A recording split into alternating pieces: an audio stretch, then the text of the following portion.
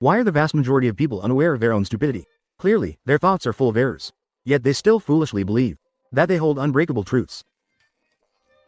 The father of experimental science, Francis Bacon, believed that this is caused by people being deceived by illusions. In his New Tools, we can find the 4 types of illusions mentioned by Bacon.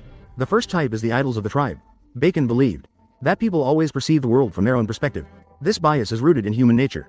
Therefore, when people measure external objects and understand nature, they always use their own senses and minds as a measure, instead of using the scale of the universe and the nature of things. This leads to the distortion of the nature of things, often due to the bias of human reason, causing them to be distorted.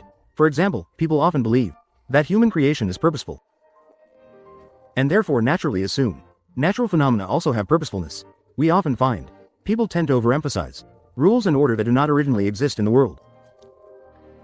Once this emphasis forms a certain opinion, people tend to make forced associations, making phenomena fit into these ready-made explanations.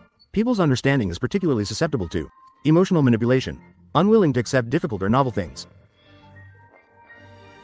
People prefer to immerse themselves in those safe and common opinions. This can also explain to us why the truth is often drowned in ignorant backwash. As the saying goes, the clown is on stage while the master is wandering. Even though the stars of humanity shine so brightly in history, the overall progress of human civilization is so stumbling and full of hardships. The second type is the allegory of the cave. Just like Plato's allegory of the cave, Bacon believed everyone lives in their own cave. So everyone is influenced by their own habits and the environment and education, thus forming prejudices. When the light of nature shines into the cave, it changes color through refraction, so everyone has their own unique knowledge structure. Even if people receive the same education, the differences between people are vast. For example, some people like to observe details, some like to focus on the whole, some like to admire the ancients, some like to innovate. But they all have a common characteristic. That once a certain familiar thought path and habits are formed, they will continue down that path and never want to turn back. Therefore, Bacon warns people here that when understanding something, the more familiar and beloved it is, the more vigilant and suspicious we need to be. The third type is market illusion. We can try to imagine if we are in a market flooded with counterfeit currency. We who are trading in this market, will we be troubled because it's hard to distinguish between true and false? Because human communication describes the fallacies in people's choice of words and sentences. The exchange of ideas between people is like the material exchange activities in the market. If we use concepts improperly, it will create obstacles to understanding for the other party. Bacon here is satirizing, obviously, those intricate and complex scholastic philosophies.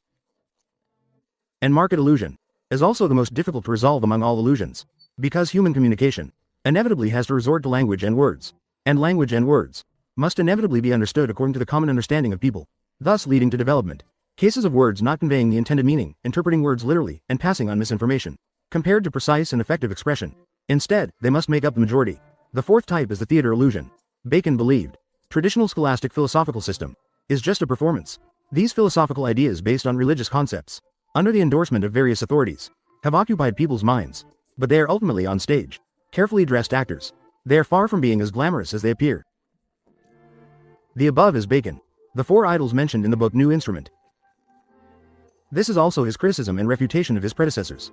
In Bacon's view, whether it is Plato or Aristotle, or the scholastic philosophy of Christianity, they are all traditional philosophies. They must also step down from the altar of the times, and the scientific method of induction that he advocates is the best new tool for humans to understand the world. Although Bacon's arguments may seem commonplace today, are commonplace. This is because of our modern education system. It has already made us confident enough that scientific methods are the most rational and effective way to understand the world. But for people today, this familiar concept was astonishing in Bacon's time.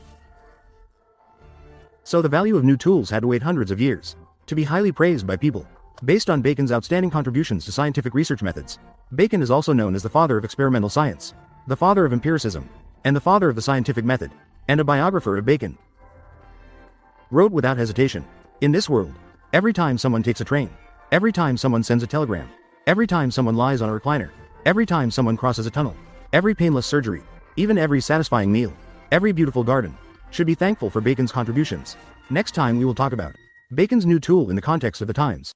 In order to achieve a deeper understanding, to fully comprehend the historical significance of this work, pay attention as I take you through a popular view of philosophy. Friends, see you next time.